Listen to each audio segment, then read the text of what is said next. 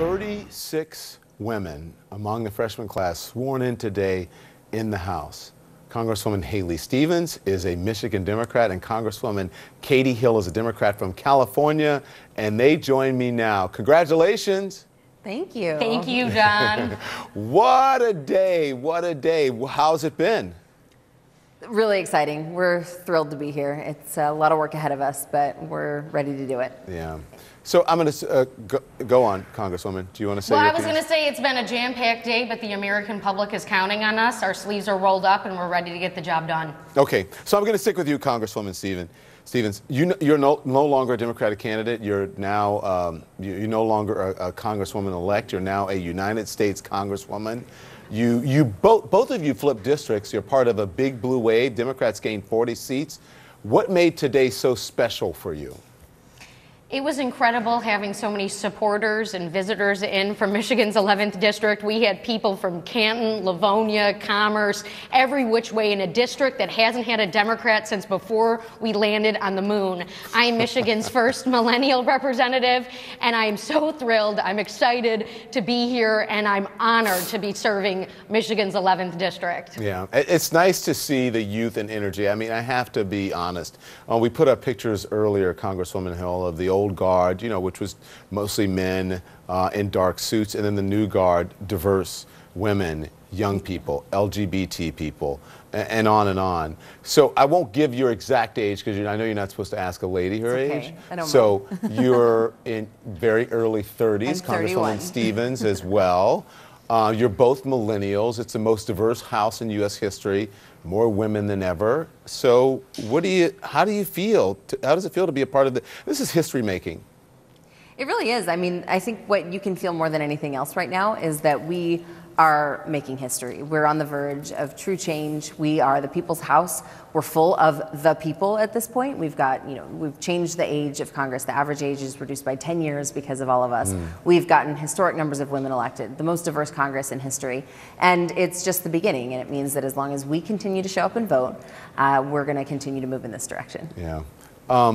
You have to admit, you must admit, that this is a really interesting time to be entering Congress with a shutdown and this fight over the wall and a standoff with a woman speaker and the President of the United States, one of his biggest nemesis. Yeah. Well, this is America in 2019, and make no mistake about it, Don. The House today voted to reopen the government.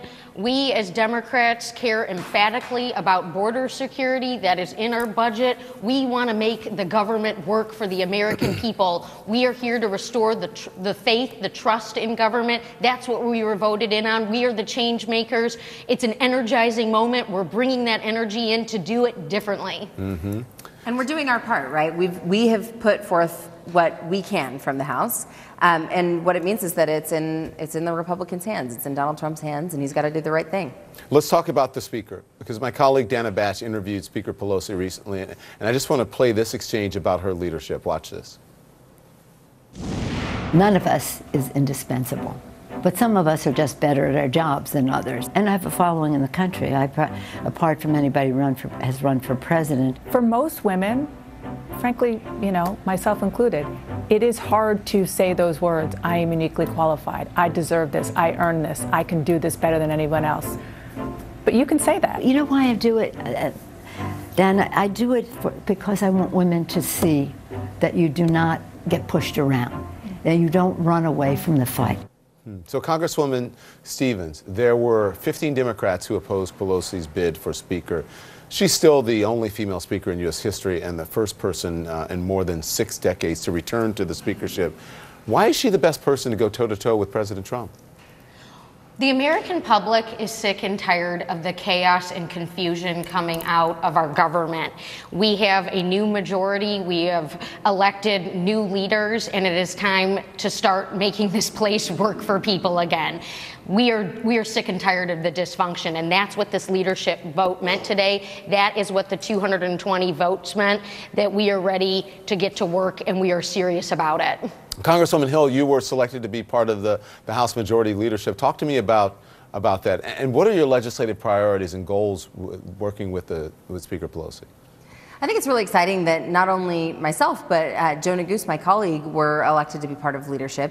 And it's a huge deal to have 2 freshmen be on the leadership team. It means that we literally have a seat at the table and that leadership is listening to us. They're not only just letting us be there and be in a corner of the room, but they're actively seeking our input and wanting to make sure that our freshman class is buying into what we're doing and really understands the process and has the ability to put influence into the decisions that are being made. So, what are our priorities? Our priorities, first, right now, has to be reopening the government and doing what we're here to do, which is to serve the people. But after that, we also have to be proactive. We just can't continue to react to Donald Trump. We have to set our own agenda. We've been very clear, and this is what we ran on, which is that we're going to, fight for the middle class. We're going to work on making a government that truly works for people, that is accountable to regular voters, not to big corporations and special interests, and that is, going to reduce the cost of healthcare and prescription drugs. And so each of those pieces is going to have legislation that's introduced very quickly so that we can show the American people who voted for us that this is what we're fighting for. And ultimately, we lay the groundwork here, we pass what we can, and it's up to the Senate and it's up to the president to sign those things. And if they don't, then it's up to the American people to make sure that we elect the right people in 2020 to continue to carry forward that mission. Congresswoman Stevens, I'm going to ask you, we in the media, we like to ask you the same questions different ways. So I'm going to ask you a similar question, but differently. I bet you didn't think that Democrats would be taking over in the middle of a shutdown. So my question, the new part of the question is, what's the compromise? What amount of money are you willing to give the president for border security? Well, we're absolutely not going to build the wall.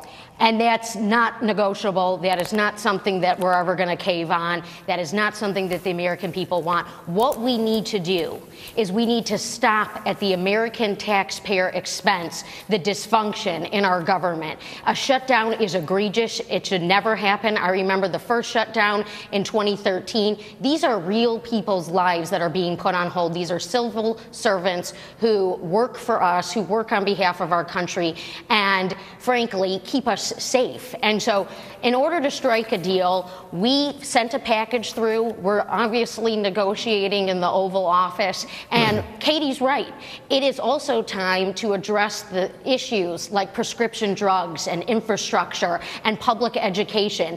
These are issues that I heard in my district that voted for Donald Trump, that voted for Mitt Romney, but voted for Haley Stevens because I campaigned on an economic message focused on manufacturing. Now, as a member of Congress, I am here to deliver on that message. Congresswoman Haley Stevens, Congresswoman Katie Hill, thank you both so much. I appreciate your energy and your smarts, and please come back anytime. Thank you. Good luck. Thanks so much for having us. Absolutely. Speaker Pelosi isn't ruling out impeachment proceedings against President Trump with Democrats in power in the House. How worried should the president be?